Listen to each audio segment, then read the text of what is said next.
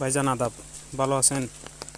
আপনাদের একটা কথা বলি, আপনার পেজটাকে আমি অনেক আগে থেকে ফলো দিয়ে রাখছি। দেখেন, মাদ্রাসার ছাত্রদের কোনো সাহায্য আপনাদের লাগবে না। কেন? আপনারা কি বাংলাদেশের নাগরিক না? দেখেন, আমি কোনো ছাত্রলীগ করি না, ছাত্রদলও করি না, কোনো কিছু করি না। গাউছিয়া কমিটি নিশ্চয়ই আপনারা চিনেন, গাউছিয়া কমিটির একজন সদস্য আমি। এখন আপনারা আপনাদের প্রোডাকশন আপনারা নিজে দিবেন।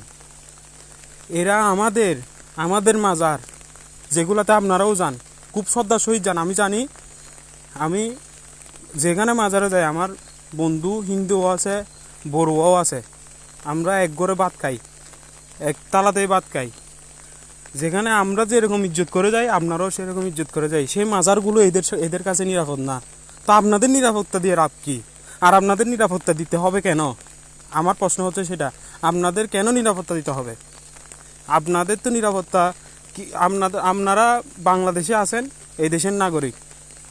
আমার যেরকম নিরাপত্তা আছে, আপনারও নিরাপত্তা থাকতে হবে।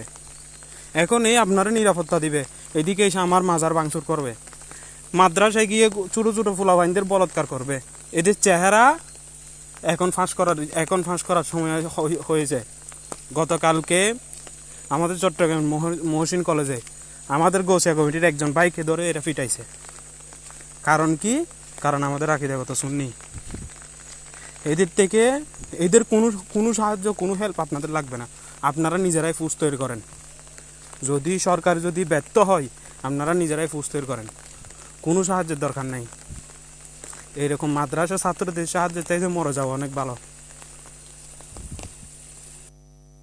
দেখছেন ভাই, এটা দেখেন, এটা পরে দেখেন এরা কতটুকু ভয়ঙ্কর হতে পারে, এটা পরে দেখেন।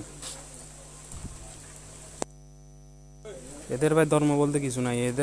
এদের ইয়া হচ্ছে যে, মানে এদের নেতৃত্ব যারা দিবে, এরা যাই বলবে তাই করবে। এদের ধর্ম বলতে কিছু নাই।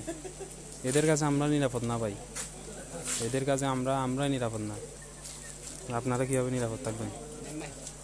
একজন একটা পোস্ট করছে যে, মানে ইসলামিক রাষ্ট্র কায়েম হওয়ার পরে অন্যান্য ধর্ম যারা আছে তারা নাকি ট্যাক্স দিয়ে থাকতে হবে। এটা এদের বাপের জায়গা জমি নি, ট্যাক্স দিতে হবে।